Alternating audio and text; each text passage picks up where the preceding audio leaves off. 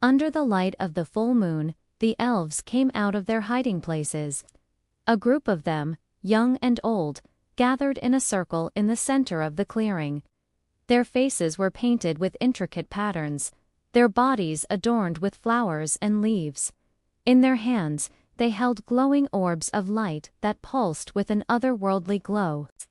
As the moon climbed higher in the sky, the oldest elf raised her arms and began to dance. Her movements were slow and graceful, like the turning of the seasons, and the younger elves followed her steps.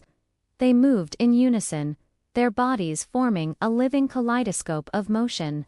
With each turn and twist, the forest spirits joined them, weaving between the dancers and swirling around their feet. The elves danced for hours, their movements becoming faster and more frenzied as the night wore on. Their glowing orbs pulsed faster, casting eerie shadows that danced and flickered on the trees around them. The energy in the clearing grew until it was almost tangible, crackling between the dancers like static electricity. Suddenly, the oldest elf stopped. She raised her head to the moon and let out a long, mournful cry. The other elves followed her lead, their voices echoing through the forest like the call of distant wolves. Their song was a lament, a prayer to the spirits of their ancestors, who had come to watch them dance. As the song reached its crescendo, the forest around them came alive. Flowers bloomed in the trees, glowing with an otherworldly light.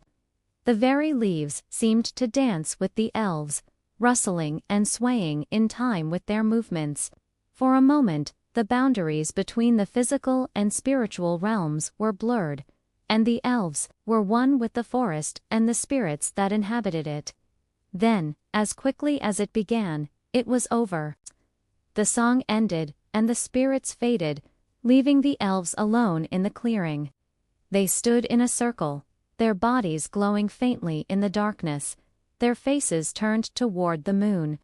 The oldest elf raised her arms once more and with a sweeping gesture, dismissed them.